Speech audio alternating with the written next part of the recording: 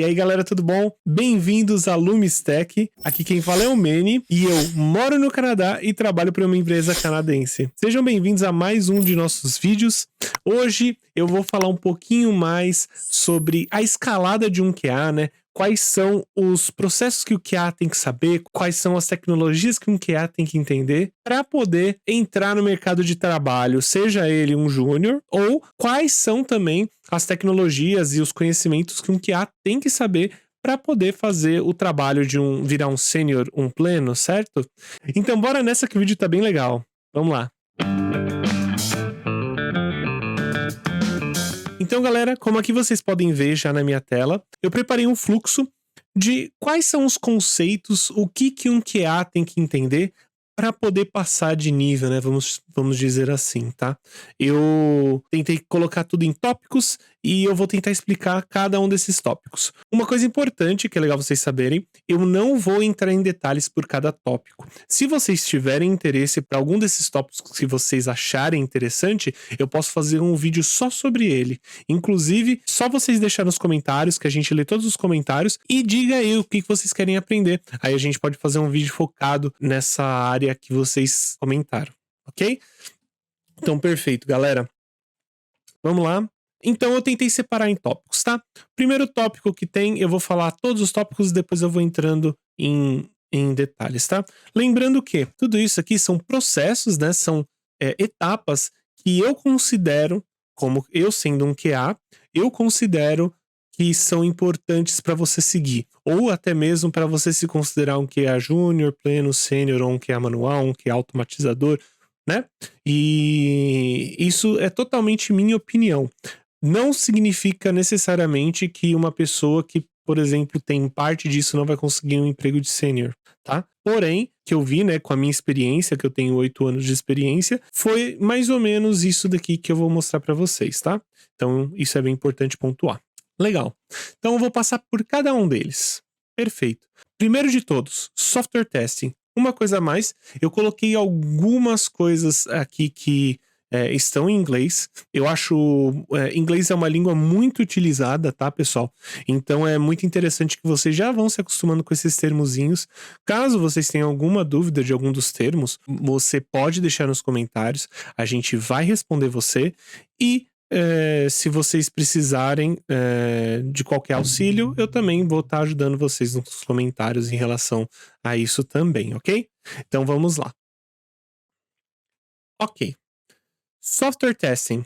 Software testing é o primeiro passo que um QA tem que dar. Software testing, linguagem de programação, ferramentas de versionamento, automação web, automação de API, automação mobile, CI/CD, eu vou falar mais pra frente o que significa, e testes de performance. Perfeito. Ok, galera. Vamos começar então por software testing. Eu vou dar um zoom aqui para vocês poderem enxergar melhor. Então, primeira coisa que uma pessoa tem que entender para quando ela estiver entrando na área de QA ela precisa entender o ciclo de vida de desenvolvimento de software, né? Aqui a gente tem o primeiro, que também é conhecido como SDLC, que significa Software Development Life Cycle, e é basicamente como que um programa é desenvolvido, como um software é desenvolvido, né? Então, por que eu falo que esse tem que ser o primeiro passo? Porque para você testar um software, é muito importante que você entenda como que um software é desenvolvido, né? Quais são as partes dele, como que ele funciona. Uma coisa legal para vocês entenderem, e isso é muito importante, acho que é um ponto que as pessoas demoram para entender, tá? É uma dica aí pra vocês. Vocês não precisam aprender necessariamente a desenvolver, tá? Vocês não precisam aprender a criar um software do zero para vocês poderem entender como funciona o ciclo de vida de desenvolvimento de software. Vocês têm que entender mais o que é o processo, né?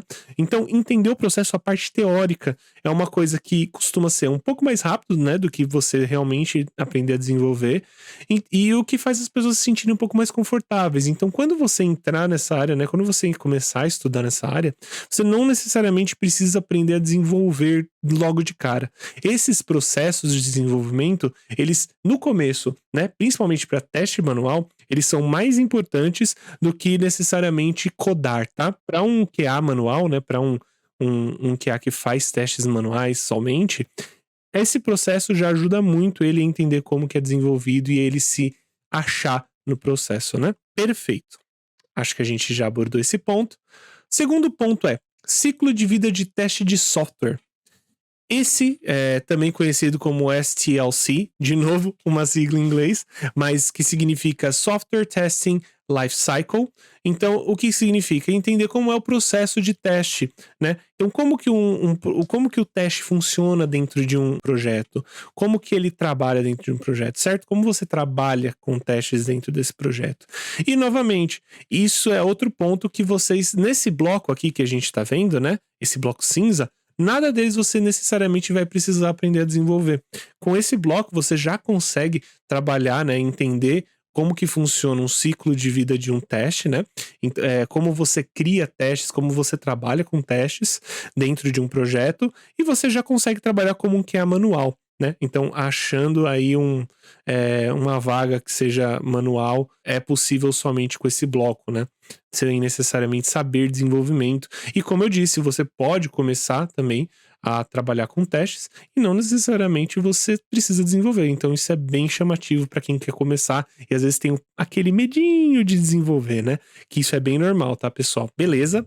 O próximo seria metodologia ágil. Por que eu coloco metodologia ágil? Atualmente, e eu posso falar pela minha experiência também, eu basicamente não trabalho mais com grupos que não são ágeis, não por escolha, mas sim porque é um padrão que foi adotado pelo mercado e que está sendo muito, muito utilizado pelas empresas. Então, você vai acabar entrando em um time provavelmente ágil, né? Quando você começar a trabalhar. É bem provável que isso aconteça. E isso é muito interessante que você entenda como uma metodologia ágil funciona. Novamente, metodologia ágil no caso, né? Para você saber como que funciona o processo de trabalho de um time e você não precisa novamente estar aprendendo a desenvolver, certo? Então isso é bem interessante. E a metodologia ágil em si é algo bem simples de se entender, né? Tem vários livros muito bons, eu posso até estar recomendando alguns livros ou algumas leituras ou até mesmo alguns canais que falem especificamente sobre isso, porque é um assunto bem abrangente. E se vocês quiserem que eu fale, né, um pouco, obviamente, uma visão de QA falando sobre metodologia ágil, né, de um time, por favor, coloca nos comentários que eu também vou fazer esse vídeo para vocês. Perfeito. Então, metodologia é algo muito legal também para você estudar. Não é tão necessário quanto os outros dois de cima, né? Acredito que os outros dois de cima sejam muito mais importantes. Porém, porque metodologia ágil você pode acabar aprendendo no time, porém é algo que se você já estiver preparado, né, em uma entrevista, soa muito bem quando você fala com, por exemplo, o Scrum Master, né? Ok. Ferramentas de gerenciamento de incidentes. Isso daqui é muito importante.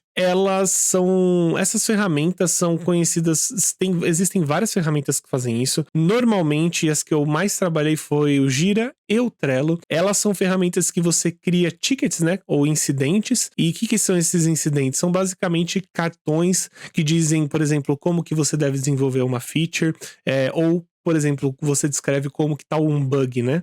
Então, é muito importante aprender essas ferramentas porque eu acho que eu nunca trabalhei em uma empresa que não utilizasse nenhuma delas, tá? Eu sei que tem algumas outras, eu sei que tem, por exemplo, o Monday.com, tem ClickUp, porém, a que eu mais trabalhei de longe foi o Jira, e em segundo lugar, acho que foi o Trello. Eu posso também trazer um vídeo falando só sobre essas duas ferramentas, que é a que eu mais trabalhei até agora, e acho que é bem importante, porque quando você aprende, né, a mexer nelas, você também acaba entrando com o pé direito na empresa, você não vai tomar aquele susto quando você vê o quadro do Gira lá todo diferentão. Beleza, pessoal? Então, aqui a gente já tem fechado software testing. Galera, com isso daqui, né, com esse bloco aqui, já é muito possível vocês acharem uma vaga de tester manual ou QA manual, tá? Com isso daqui você já consegue fazer testes manuais. É muito comum que há as manuais que não fazem automação, tá? Obviamente, ter automação no seu currículo é algo muito importante para que você possa crescer dentro da área. Porém, isso daqui não descarta já a possibilidade de você achar um emprego. É um pouco mais nichado, porém é possível, tá? Legal, galera. Vamos agora para o próximo passo. Sim, o próximo passo é falar sobre linguagem de programação. Se você quer trabalhar com automação, né, como QA, se você quer ser um automatizador, né, um QA automatizador ou até mesmo um QA Engineer, né, que trabalha com tanto testes manuais quanto com a automação de testes, você vai precisar aprender uma linguagem de programação. Atualmente a gente tem algumas ferramentas que sim, elas funcionam para sem necessariamente código, porém elas não são as mais utilizadas, tá? Eu acho que de cabeça aqui eu posso falar sobre Selenium IDE, né, que é basicamente é como se fosse um drag and drop para você fazer a automação, tá? Porém, ele tem alguns gaps, ele não é tão customizável. Acho que, querendo ou não, o próximo passo aí seria aprender uma linguagem de programação. Porém, galera, vocês não precisam se preocupar, tá? Programação não é esse bicho de 7 cabeças que todo mundo coloca, ou até mesmo você se assusta quando começa.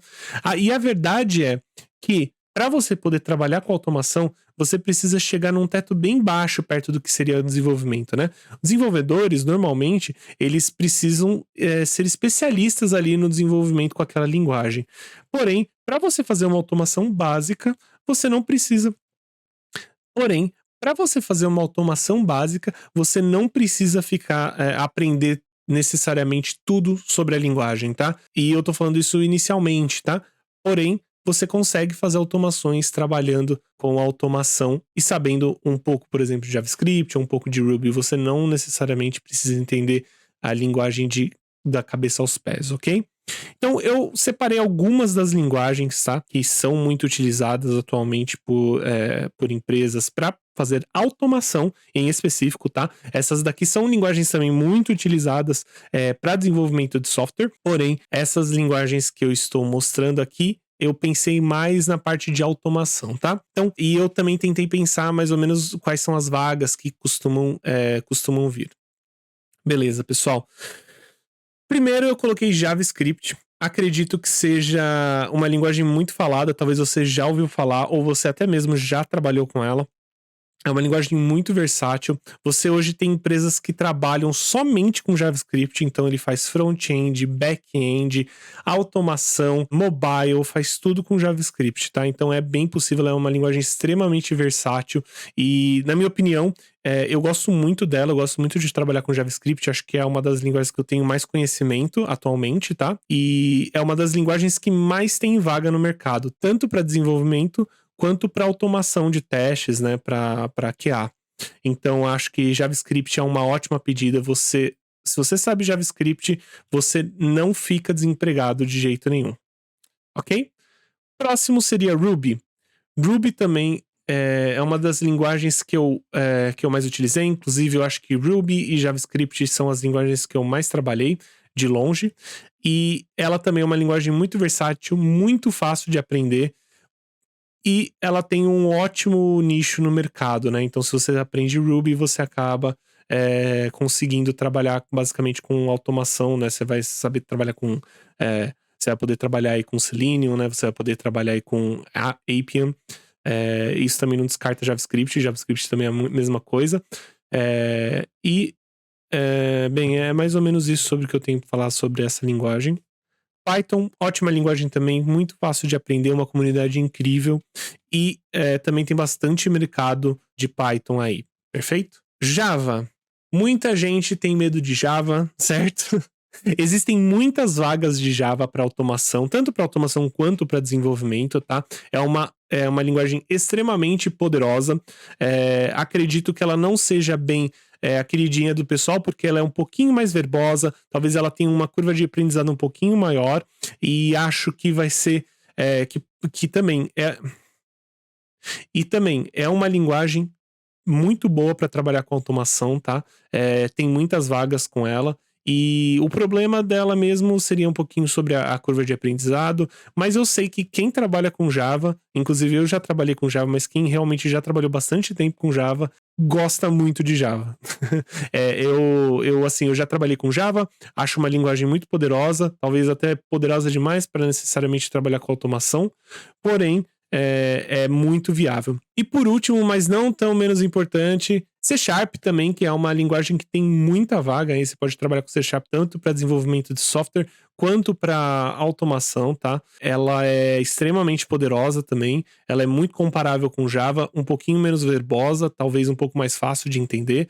E também tem uma comunidade muito legal, muito aberta. acho muito importante colocar na lista. Galera, essas são as linguagens que, pelas minhas pesquisas que eu fiz, elas são as mais utilizadas no mercado, tá?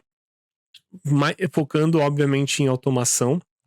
E acho que com elas, qualquer uma delas você pode começar, todas são muito, muito boas. Com qualquer uma delas você pode começar, todas são muito, muito boas. Porém,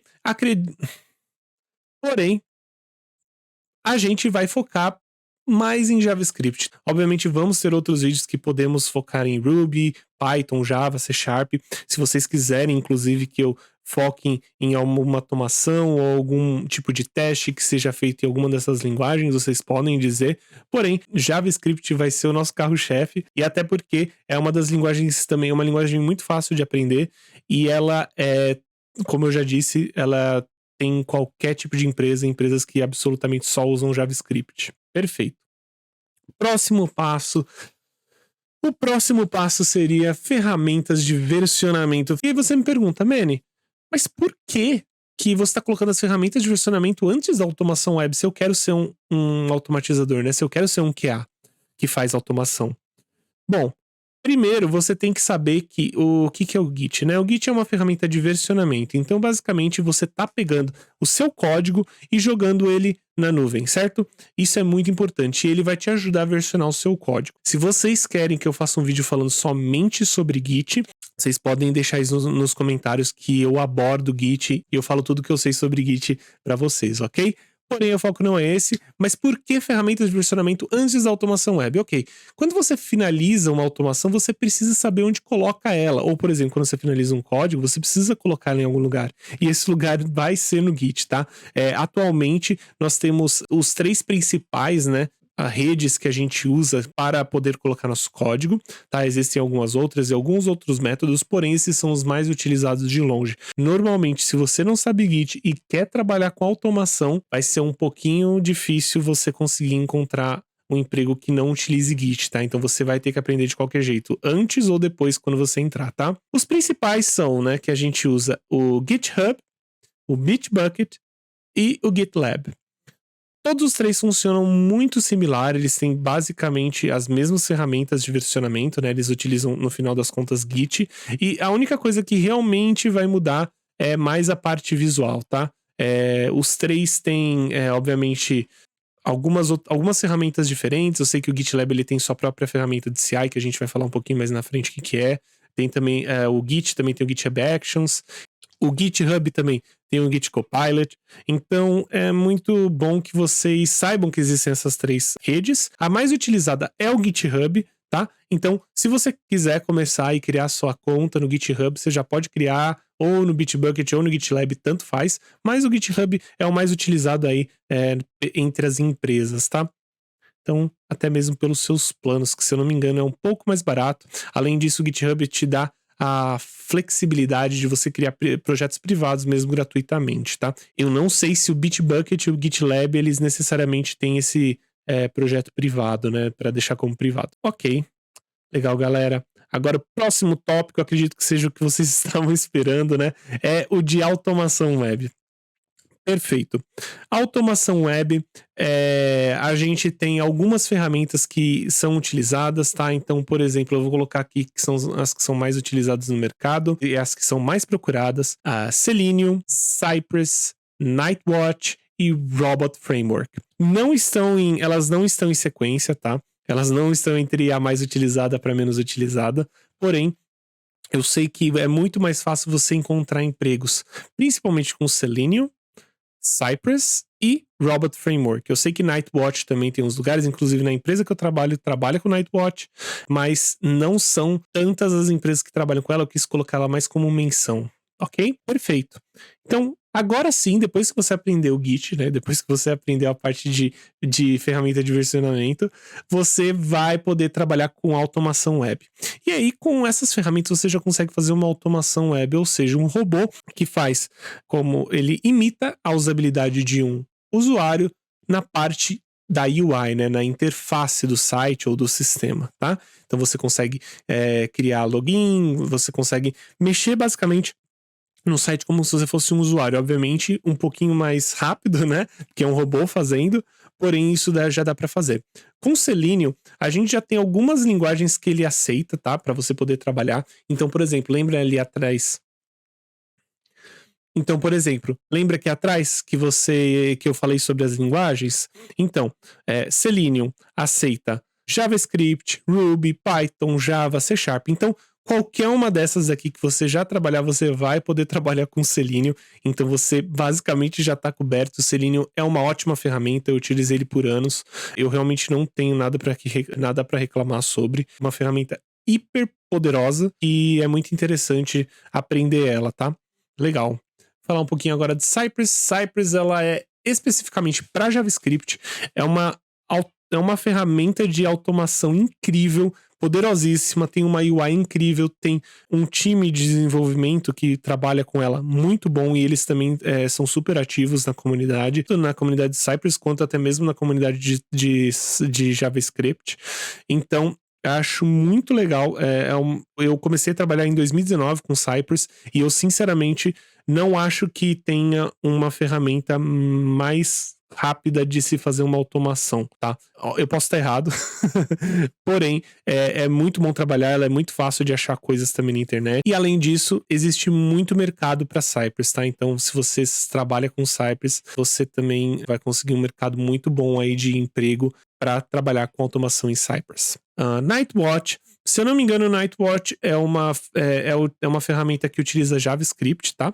Ele também tem um formato bem parecido de como se trabalha com Selenium. Você também pode trabalhar com Cucumber para poder fazer o BDD e tudo.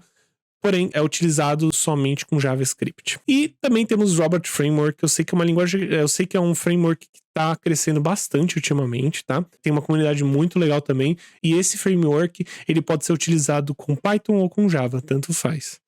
Perfeito? Acho que é isso. Legal, galera.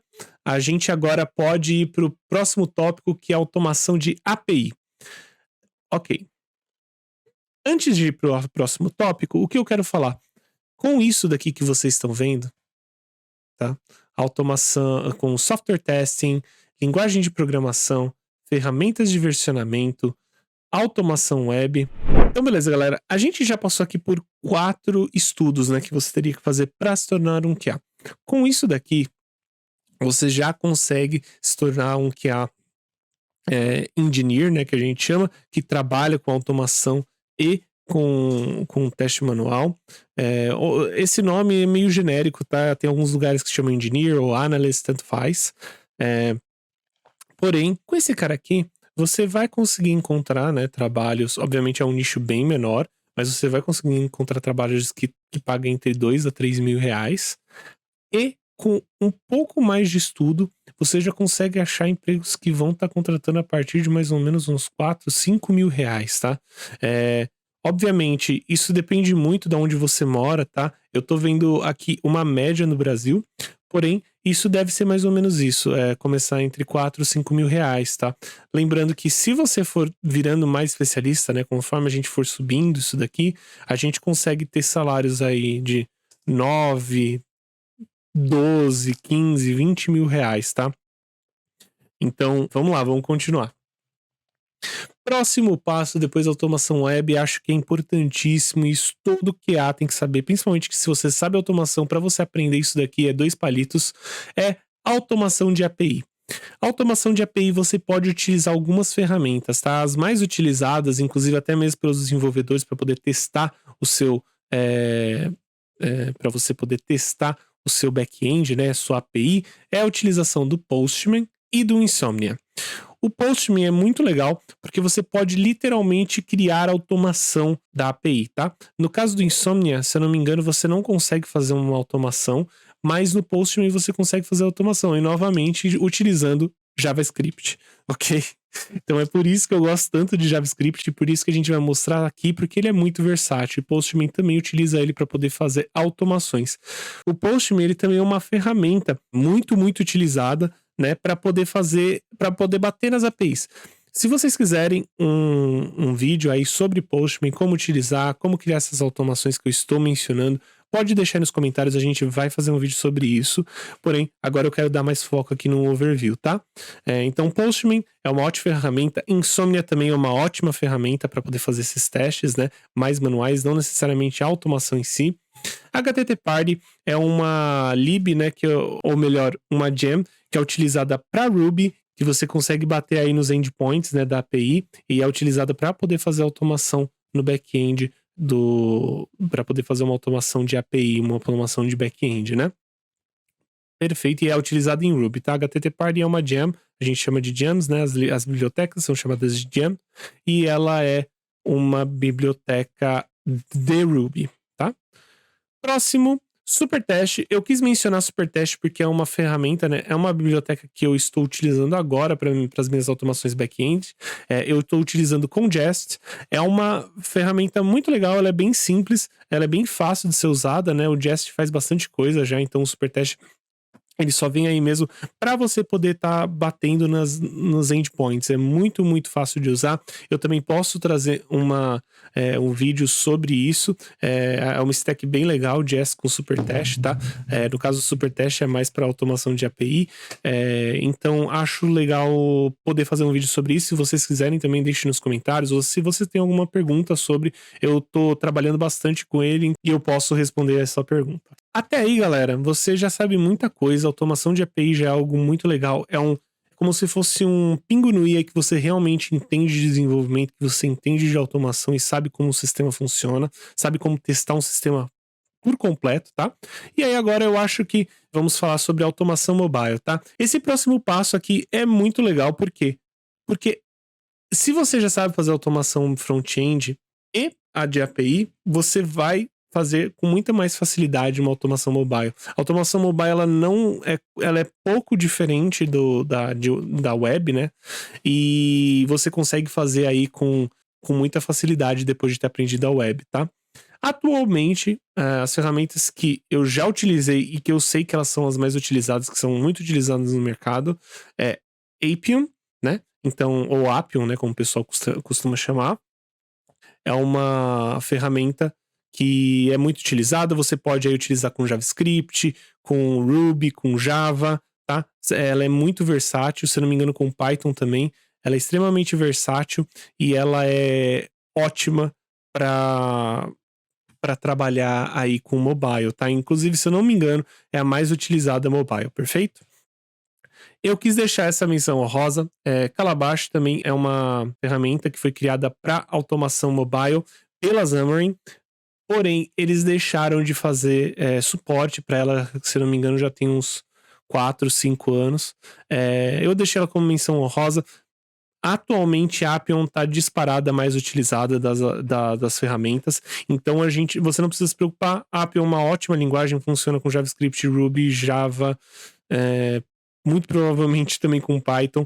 Então, é uma ótima ferramenta, é um ótimo framework aí para automação mobile e você não vai passar aperto com ele não, perfeito? E é ótimo porque é somente uma, né? Então fica um pouco mais fácil. Também é muito utilizado aí nas empresas quando você está fazendo alguma automação mobile, tá? Perfeito. Próximo passo é o CI/CD. Eu vou tentar explicar brevemente o que significa CI/CD, tá? CI/CD traduzido, né? CI/CD, Continuous Integration e Continuous Deployment. Então, implementação contínua e deploy contínuo. Então, no caso, quando você faz a sua automação de front-end, é muito interessante você fazer uma coisa. Você não quer ficar rodando essa automação na mão, certo? Você não quer ficar lá apertando o botão para que essa automação rode quando você quer. Você quer rodar essa automação quando, por exemplo, alguém do seu trabalho precisa fazer uma PR, né? Ou vão mandar isso para master, né? Isso vai ser deployado. Então, você quer que isso rode automaticamente antes de deployar. E caso não passe no seu teste, na sua automação, você não quer que esse projeto seja deployado, né? Que essa nova feature, né? Que essa nova implementação seja deployada. E quando eu falo deployado, é ser enviado para o próximo passo, né? No caso, então, por exemplo, você está trabalhando em desenvolvimento, você não quer que isso vá para a produção. né? Então, você tem algumas ferramentas para isso. Isso daqui é um passo a mais. Não são todos os QAs que entendem disso, não são todos os QAs que trabalham com isso, até porque existe um trabalho específico que é o DevOps, que ele trabalha basicamente com isso, ele entende muito disso de CI/CD, tá? Não é só isso, mas ele entende muito dessa parte, ou até mesmo os desenvolvedores costumam fazer isso, né? O processo de CI/CD. Porém, se você for um QA que consegue fazer isso, é um grande ponto para uma entrevista, é um grande ponto para você conseguir achar um emprego ou até mesmo ganhar mais, porque é uma coisa que você consegue suprir, tá? Com as ferramentas que existem atualmente, uma delas é o GitHub Actions, ela é muito utilizada, ela é bem atual, tá? E ela é muito utilizada, eu estou utilizando atualmente no meu trabalho, e ela é uma ferramenta incrível, muito fácil de usar e também tem uma documentação ótima. Jenkins é outra ferramenta muito fácil de ser utilizada. Ela é muito conhecida, ela já tem bastante tempo no mercado, tá? E acredito que, além disso, ela é gratuita, tá? Tanto o GitHub Actions quanto o Jenkins são gratuitos, então é muito utilizado, né? Então é uma ferramenta ótima. CircleCI também é uma ferramenta incrível. Ela é gratuita para começar, mas depois você tem que pagar. Então ela se torna um pouco cara, tá? Não é toda empresa que utiliza CircleCI e por isso você acaba colocando meio de lado, né? Acaba sendo uma empresa um pouquinho maior que tem que utilizar, porque senão você só consegue fazer, se eu não me engano, 2 deploys ao mesmo tempo. Se alguém estiver fazendo um outro deploy, você não vai conseguir deployar. Se você trabalha com microserviços, isso pode ser problemático.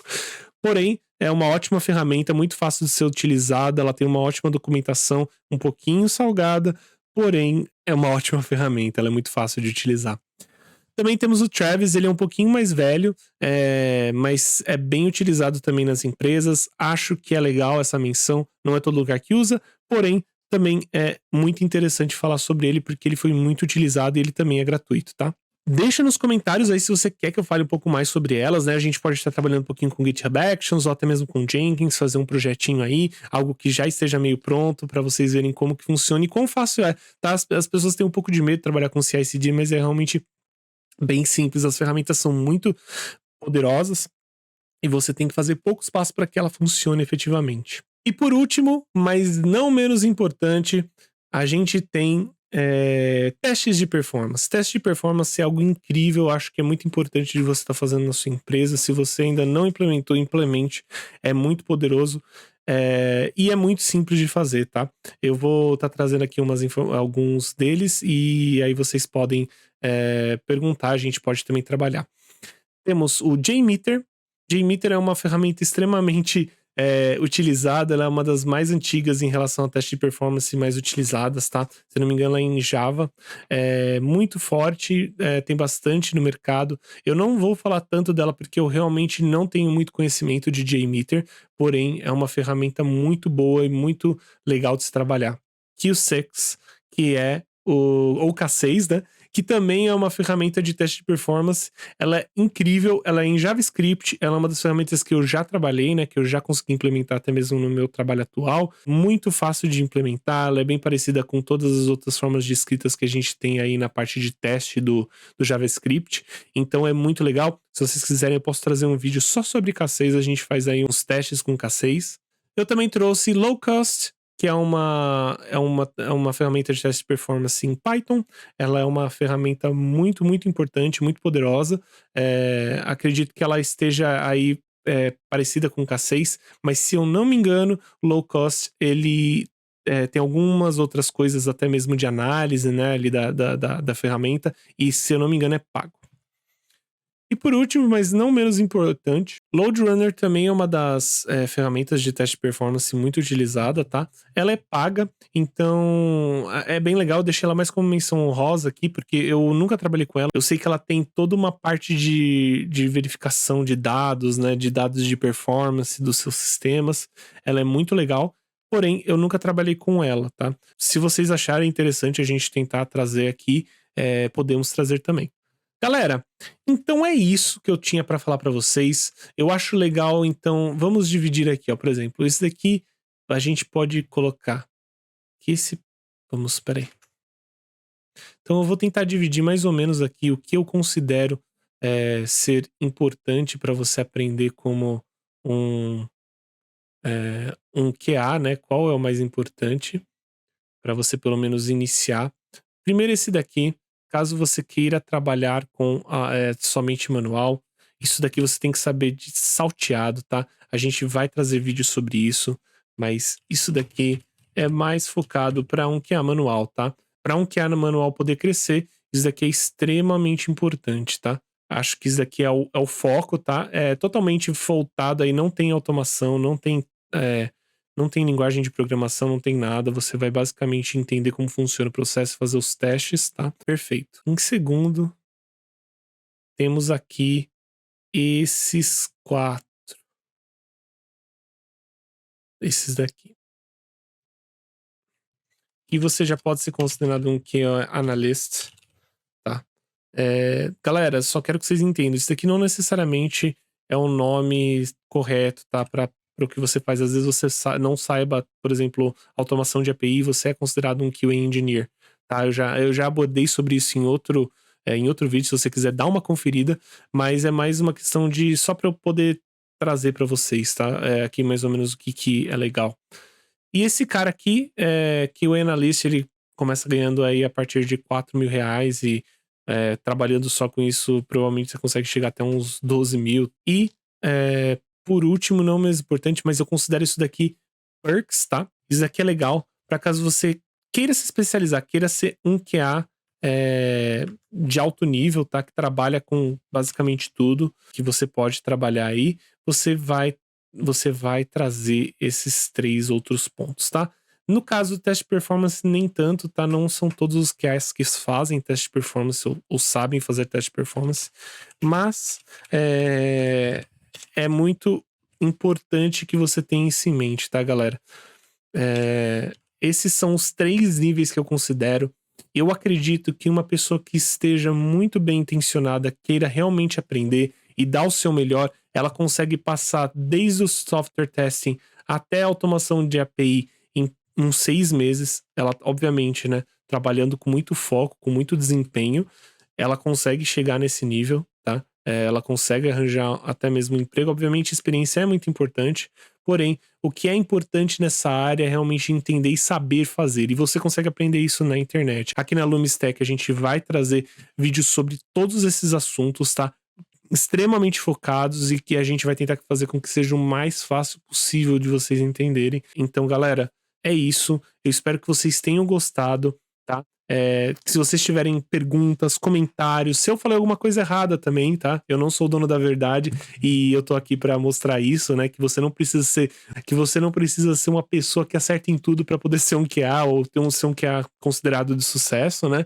Então, qualquer pergunta, deixe nos comentários. Eu tentei mostrar pra vocês o que eu queria ter visto quando eu comecei na área de QA, tá? Então, deixa seus comentários, dá aquele like, porque não parece, mas esse vídeo deu um trabalheira pra fazer. Eu espero que vocês tenham gostado e eu te vejo na próxima, ok, galera? Muito obrigado, pessoal. Falou!